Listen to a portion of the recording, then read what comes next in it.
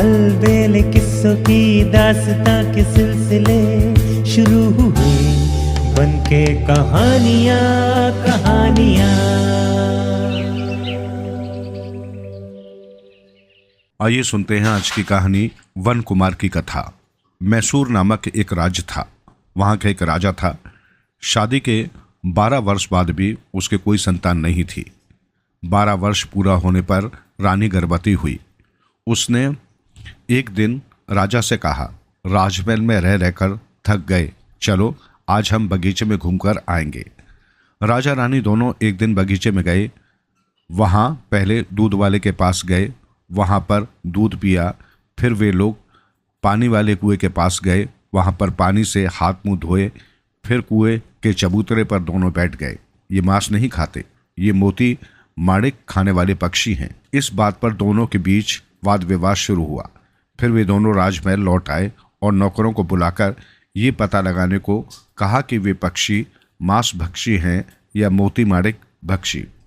बात यहीं पर ख़त्म नहीं हुई। रानी अड़ गई।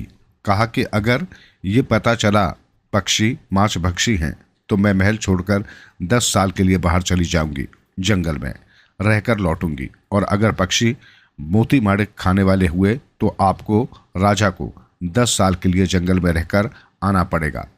बात तय हुई। नौकरों को सही बात का पता लगाने के लिए भेज दिया। नौकर निकले तो मगर नौकरों ने आपस में सलाह मशवरा किया। वे सोचने लगे कि अगर राजा 10 साल जंगल में रहेंगे तो प्रजा बेहाल हो जाएगी, इसलिए हम महल जाकर ये कहेंगे कि पक्षी मांस भक्षी हैं। तब रानी 10 साल के लिए जंगल में चली जाएगी, उससे किसी को नुकसान होने से रहा। नौकरों ने यही किया। महल जाकर कि वे पक्षी मांस भक्षी हैं। रानी को वचन का पालन करना पड़ा। वो घर से निकल पड़ी, चलती गई। अंत में एक दिन के बाद वो जंगल में पहुंची। वहां पर एक गुफा थी। वो एक राक्षस की गुफा थी। इंसान की गंध मिलते ही राक्षस गरजता हुआ बाहर निकला। रानी भी अंदर घुस गई। उसने राक्षस को देखते ही कहा, बाबा मैं आपकी बेटी हूं। ये कहकर दरवाजा खोलकर अंदर खड़े राक्षस के पांव लगी। कहा, बाबा तुम ही मेरे माता पिता हो। रानी के इस बर्ताव से प्रभावित होकर राक्षस का दिल पिघल गया। उसने कहा, बेटी तुम्हारे मुंह से ये शब्द सुनकर मेरा जन्म सार्थक हुआ। मैं पिता की तरह तुम्हारी देखभाल करूंगा, तुम निश्चिंत रहो। इस तरह दिन बीतते गए। रानी 9 महीने की गर्भवती बनी। फिर एक दिन वो अपने इस पिता को बुलाकर कहती है कि मेरे घर के पास एक दाई माँ रहती है, तुम जाकर उसे बुला लाओ। इस पर राक्षस उससे कहता है, तुम आराम करना, मैं उसे बुला लाऊंगा। आकाश और भूमि को एक बार कर वो दाई माँ सुबक्का के यहाँ पहुँचा। उस समय दाई माँ कहीं बाहर गई हुई थी। तब उसकी राह देखते बैठा राक्षस पकड़कर बूढ़ा हो जाता है। फिर सुबक्का लौटकर घर के आगे बैठे बूढ़े को देखकर पूछती है कि तुम किस गांव के हो। इस पर राक्षस ये जवाब देता है, मेरा गांव, मेरी बस्ती वहीं जहां शाम होती है, जहां अंधेरा होता है, वहां रुक जाता हूं। फिर दाई माँ सुबक्का बूढ़े को अंदर बुलाकर खाना खिलाकर पलंग पर सो जाती है। राक्षस को एक टाट की बोरी देकर उस पर लेट जाने को कहती है। फिर राक्षस आकाश और भूमि को एकत्रित कर उसे गुफा में ला पहुंचता है।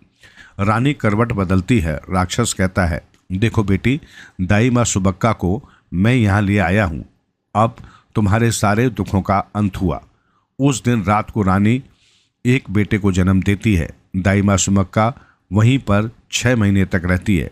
6 महीने पूरे होते ही वो कहती है, बाई मुझे यहाँ आकर 6 महीने पूरे हो गए, मेरे बाल बच्चों का क्या हाल होगा मैं नहीं जानती। अब मुझे अपने घर लौटने दो। बात सुनकर रानी कहती है कि मैं अपने बाप से कह दूंगी, उनके कहने पर तुम्हें भेज देते हैं। फिर शाम को राक्षस घर लौटता है। लौटने पर रानी उसे कहती है, बाबा दाई माँ सुबक्का को यहाँ आए 6 महीने हो गए, अब उसे उसके घर भेजना है, खाली हाथ नहीं भेजते, इसलिए उसे एक साड़ी चोली देकर उसका सम्मान करना चाहिए। राक्षस बेटी की बात मानकर साड़ी चोली ले आता है।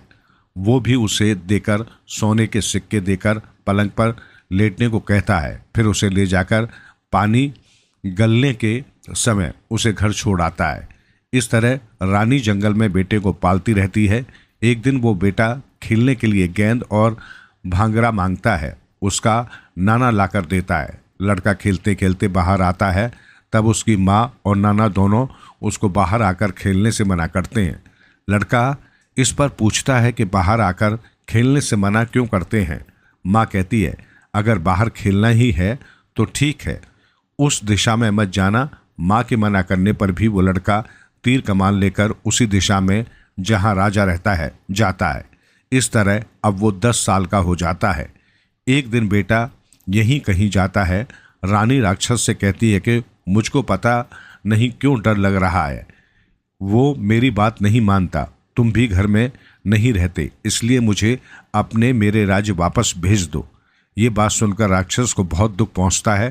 कहता है, बेटी मैंने तुम्हें पाला पोसा, अब ये कैसी बातें करती हो। इस पर रानी कहती है, मैंने पहले राजा से पंथ लगाया था, अब उसका वादा खत्म हो रहा है, इसलिए मुझे वापस भेज दो।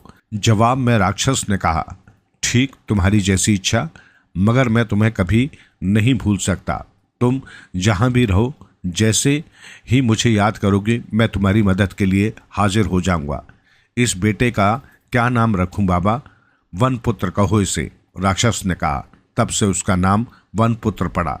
राक्षस उस लड़के के लिए हीरे का कुर्ता, टोपी और बेटी के लिए हजारों साड़ियों, बहुत सारे गहने आदि देता है। रानी बेटी को कुर्ता पहनाती है, टोपी पहनाती है, साड़ी पहनकर गहने आदि से अलंकृत होती है। राक्षस माँ बेटे को उनके राज्य में भेजते हुए एक पेड़ के नीचे आकर बैठ जंगल में चोर उचक्के होते हैं, गहने कपड़े छीन ले जाते हैं। सावधानी बरतना कहकर उन्हें भेजकर गुफा में लौट आया। रानी जाने लगी। जाते जाते दोपहर में बहुत गर्मी लगी। अभी वो 4 मील जाना था। तभी उसी गांव का एक आदमी जिसका नाम चेन्नड़ था, लकड़ी ले जाने वो आता था। उन दोनों से भेंट होती है। ये देखकर रानी कहती है, क्या भैया तुम हमारे यहाँ नौकरी करते थे?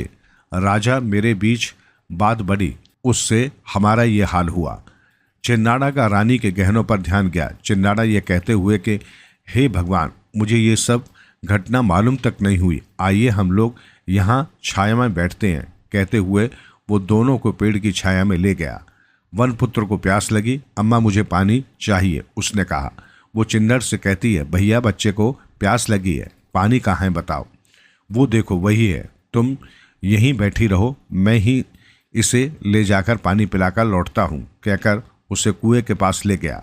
वो कल्याणी कुएं था। वो देवी देवता अप्सराओं के नहाने का कुंड था। पानी में प्रभाव होता है। कुमार के हाथ रस्सी बांधकर उसे कुएं के अंदर उतारता है। उतारकर रस्सी को काटकर कुमार को वहीं पानी में छोड़कर लौटता है। पेड़ के पास आता है।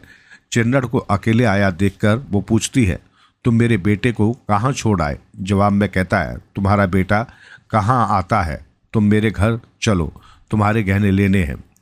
वो बेटे को याद कर जोर से रोती है। वो उसे ज़बरदस्ती घर ले जाता है और कहा यही पड़ी रही, जो कुछ खाने को दूंगा उसी को खाकर चुप रहे। अपने बेटे को याद में उसने कुछ भी खाया पिया नहीं। तभी उसने अपने बाप राक्षस की याद आती है। वो तब मन ही मन उनका स्मरण करती है। राक्षस भूमि और आकाश के बीच एकाकार हो खड़ा हुआ। पूछा, तुम्हें कौन सी मुसीबत आ पड़ी? तुमने मुझे याद किया। उसने जवाब में चिन्नड़ ने किस तरह बेटे को कुएं में ढकेला, गहने कपड़े छीने आदि सारा मामला बताया। तुरंत राक्षस ने चिन्नड़ को बुलाकर कहा, चलो वो कुआं दिखाओ। चिन्नड़ तुरंत आकर कुआं दिखाता है। तब कुएं में वनपुत्र लाश बनकर पड़ा था। तभी राक्षस वनपुत्र को उठाकर पुनर्जन्म दिलाता है। पुनर्जन्म मिलने के बाद उसे अपनी दोनों भुजाओं पर बिठाकर शहर ला छोड़ता है। दूध का कुआं, पानी का कुआं, इन दोनों के पास पंथ जो बना था, उस स्थान पर वे तीनों लोग आते हैं। राक्षस राजा को पत्र लिखता है, 10 साल पहले तुमने पंथ कर तुम्हें छोड़कर जो पत्नी गई थी, वो अभी अपने बेटे के साथ दूध का कुआं, पानी का कुआं, इन दोनों के पास आई है, आकर उन्हें ले जाओ। राजा राक्षस द्वारा लिखा पत्र पढ़ता है। उसे पत्नी की याद सता रही थी। अब उसे हाथी और घोड़े के ऊपर बिठाकर जलसे के साथ घर ले आता है। आकर वन पुत्र को देख खुश होता है। लकड़ी वाले चिन्नड़ को काटकर उसका तोरण बांधकर उसी के ऊपर बीवी बेटे को ले जाता है और राक्षस ये कहकर कि मेरी भी उम्र हो गई, मेरा सब कुछ आप ले जाइए, अदृश्य हो जाता है। कुछ दिन बाद राजा रानी को राक्षस की याद आती है। वे लोग उससे मिलने जाते हैं। गुफा का दरवाजा खोलकर देखते हैं तो राक्षस वहां मृत मिलता है। शोक संतप्त से ये परिवार उसे श्रद्धांजलि देकर लौटता है। बाद में सब आराम से जीवन जीते हैं।